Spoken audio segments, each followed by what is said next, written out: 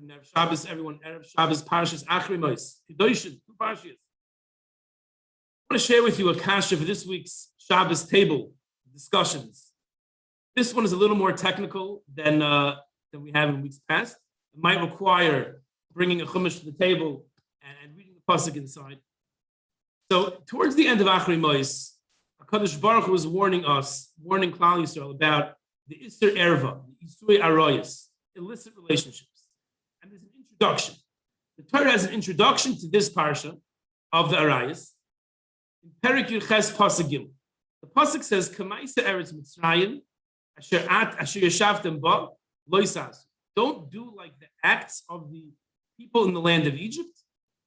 Kamaisa Eretz Canaan, asher maybe shama lo yisasu. Don't do like the acts of those in Eretz Canaan. Okay, quite simple. Question number one. We could have said it in a much more efficient manner. We could have said, Kamaisa Eretz Mitzrayim, the Eretz Canaan, lo yisasu. We could have put it together. Why did it break it up into two? Listen to this. The pasuk continues. The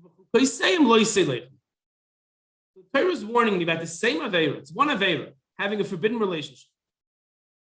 It's telling me, don't do like the actions in Mitzrayim and Canaan. And don't walk with the statutes, with the chukim. So what are these two things? What's the Maisa Eretz Mitzrayim, Maisa Eretz Canaan?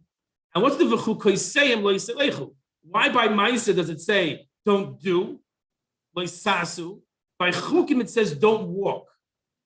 Right? So it indicates there's like two concepts here. There's the Maisa Eretz Mitzrayim and there's the chukim of Eretz Canaan. And you shouldn't walk in the chukim and do the Maisa. So what are these two concepts that it's referring to essentially the same Aveira, but there's a Maisa and there's a chuk? How does that work? Says Rav Naftali Tzvi Yehuda Berlin Zatzal, the famous Netziv, the Rosh Yeshiva Volozhin, with his epic work, Sefer Hamek Dover. He writes as follows. He says that the Torah is telling us that there are two contexts in which a person does an Aveira, and specifically by arayos, by illicit relationships, by looking at things one should be looking at. Says the Netziv, there's one person who has the proper philosophy, but he is a weak moment. His taiva, his desire just gets the best of him. And Poyrit's Geder, Chukei Torah, he just breaks through the boundary that the Torah set. You can't do this. And the person has a weak moment and something pulls him, his Yetzer Hara, his evil inclination pulls him, he doesn't have a, it's a horrible thing. That's not called the halicha. He's not walking in a bad way. He did a bad act. He broke the halacha. He transgressed the law, the Jewish law, and he shouldn't have. It was a weak moment. That's number one. Number two is when what he calls, what the Netziv calls, the Hamedina. When the law of the land, I don't think that means a political entity per se.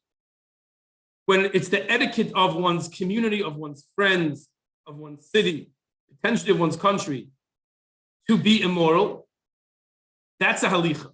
A person subscribes to an immoral chevra. There's a group of people that are doing the wrong thing. They're breaking halacha. They're not doing things properly. So if I become part of that group, that's because there it's not. I'm not doing the aveira because my tithe gets the best of me. It's a conscious decision. I'm doing the aveira because I'm making a conscious decision to be part of that group, of that community, of that city, of that country, and therefore I'm doing the aveira. It's two very different contexts. Says in Mitzrayim, they weren't so chashiv intellectually. They were fatifed in hedonism. They were totally immersed in physicality and taiva. But they didn't have official hashkafas, official philosophies to that effect. The Torah says Mitzrayim was only Ma'aseh Eretz Mitzrayim. And that's one part of the pasuk. Then a second warning, a totally different Indian is Eretz Canaan. You should know in Eretz Canaan, they're hedonists. They go after their taivas. But they're also philosophical. They also have a shita. They make rules. They make laws where the Torah is violated, that are immoral. So the pasuk had to break up. Ershtins, first of all, don't do. And secondly, in Eretz Canaan, there are also maisim. That represents the yid who gets pulled in by the Yetzer Hara and in a weak moment, and he transgresses. But there are also in Eretz Canaan, there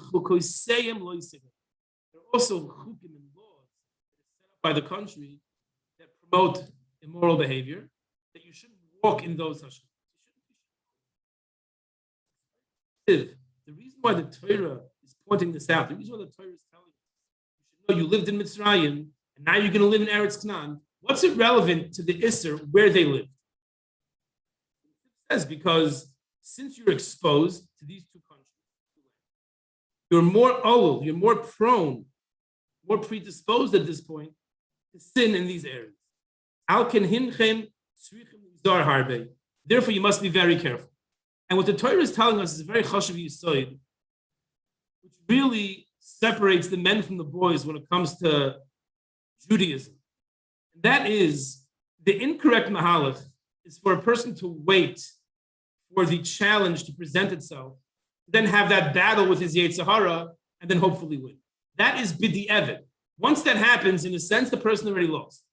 What a person should be doing, what the Torah is teaching us here, by giving us this warning, is saying, Rabbi Yid, you better watch out. Way before you step foot into Eretz Canaan, realize what you've been exposed to in Mitzrayim, what you're going to be exposed to in Eretz Canaan, and now put up fences around you that will not let you get to that point where you'll be tempted. Once you're tempted, hopefully you'll win. Hopefully you'll defeat the Yetzer Hara. But you already lost if you allowed yourself to get into a position where you might be tempted. That is the lesson of this introduction to the mitzvah, the Isser of Arais. Number one, to realize these two contexts, and also to realize that if I'm predisposed to a certain Aveira, I must do whatever I can to safeguard myself. And it especially applies to the second manner, which is the chukim, lo yiselechu, where a person chooses his chevra. A person chooses what kind of people to be around. And there are people who are shomer Shabbos, they're from, and they do aveiros lehedja, not because they're in a weak moment and they sin. Unfortunately, many of us do that, and we always try to do better. There are certain people that we say in Yiddish, stel themselves the vek. They set themselves up. We're going to come together and violate the Torah.